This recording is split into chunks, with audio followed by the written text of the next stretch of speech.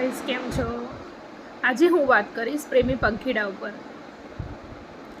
દરેક શાળામાં ભણતા લોકો હોય કે જે મતલબ 9મા ધોરણમાં હોય, 9મા ધોરણથી લઈને 12મા ધોરણ સુધી. હા, અત્યારની જનરેશન બહુ હોશિયાર હોય છે, સ્માર્ટ હોય છે, મેં માન્યું.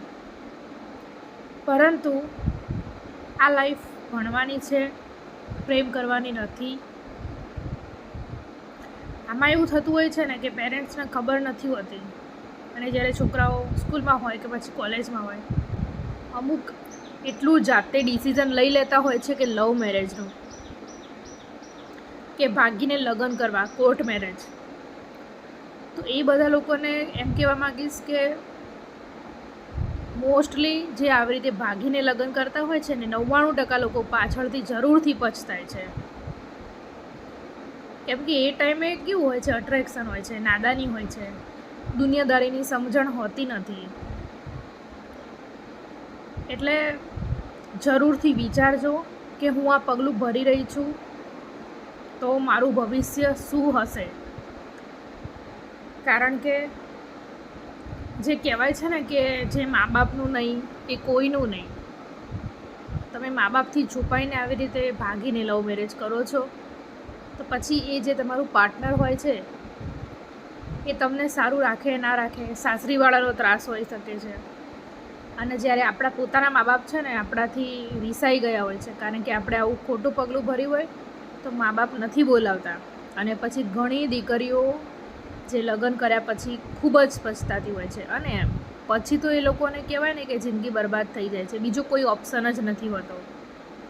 એટલે લવ મેરેજ જો રિયલ તમારો લવ હોય તો સેલ્યુટ છે મારો. જો તમારો રિયલ લવ હોય તો તમે તમારા પેરેન્ટ્સને સમજાવો સામસામે. મતલબ ઘણા છોકરાઓ એવા હોય છે કે ઘણી વખત એવા પણ રિલેશનશિપ હોય છે કે છોકરો ખાલી છોકરીને યુઝ કરવા માટે, ટાઈમપાસ કરવા માટે જોડે રહેતો હોય છે, અને મેરેજની વાત આવે ત્યારે એમ કે નહીં, મારા પેરેન્ટ્સ તો સમાજની બહાર જવાનું ના પાડે છે. છેલ્લે એ રિલેશનશિપ પૂરી થઈ જાય છે.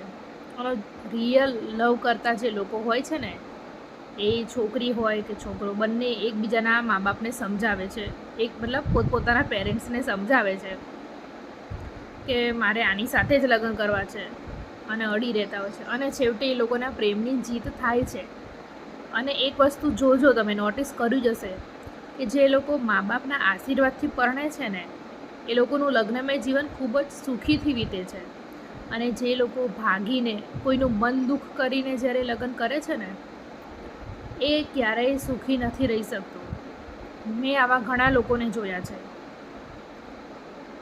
બરાબર છે? તો લગ્ન એક જિંદગીનું કહેવાય ને, બહુ જ મોટું ડિસિઝન હોય છે. પ્લીઝ તમે એકલા જાતે તય ના કરી શકો. દરેક દીકરીને એ છે કે તમે, બધા મા બાપની ઈચ્છા હોય કે મારી છોકરીના લગ્ન થાય, સારા ઘરમાં જાય, એ સુખીથી જીવે.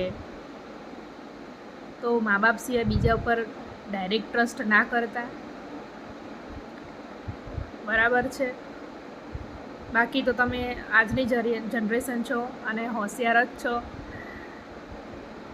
ઓકે, જય શ્રી કૃષ્ણ. જો તમને મારો વિડીયો ગમ્યો હોય, મારી વાતમાં તમને દમ લાગ્યો હોય, તો મારી ચેનલને સબસ્ક્રાઈબ અને લાઈક કરવાનું ના ભૂલતા. અને બસ હું એ જ ઈચ્છું છું, હું એવું જ ઈચ્છું છું કે દરેક દીકરીઓ ખુશીથી રહે, સુખીથી જીવે, એનું જીવન બહુ જ સુખીથી વીતે.